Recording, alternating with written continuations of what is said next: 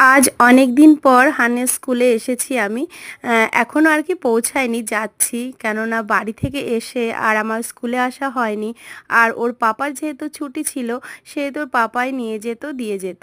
তো সেই জন্য আর আসা হয়নি। তো অনেক দিন পর একা একা মানে হেঁটে হেঁটে আসছি, আর মনে হচ্ছে সত্যি খোলা আকাশের নিচে এইভাবে যদি সারাটা জীবন কাটিয়ে দিতে পারতাম।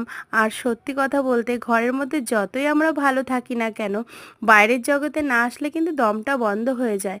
সেই তো ঘরের মধ্যে বন্দি জীবন, আর হানিকে নিয়ে সারাটা দিন কেটে যায় আমার কেমনি করে, তো সেটাও আমি বুঝতে পারি না।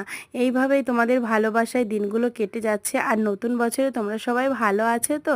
আমরাও কিন্তু খুব ভালো আছি। সবাই কিন্তু নতুন বছরে খুব ভালো থেকো। দেখো, দেখতে দেখতে স্কুলে পৌঁছে গেলাম।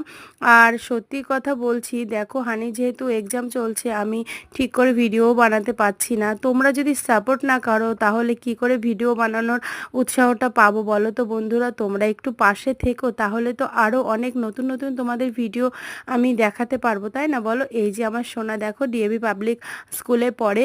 তো এত সুন্দর একটা স্কুলে ওকে ভর্তি করতে পেরে নিজেকেও অনেক মানে ভালো লাগে, জানো তো, খুবই ভালো লাগে। তো আমার সোনা যেন অনেক বড় হতে পারে, ভালো মানুষের মতো মানুষ হতে পারে। তোমরা সবাই একটু আশীর্বাদ করো। টাটা, সবাই ভালো থেকো।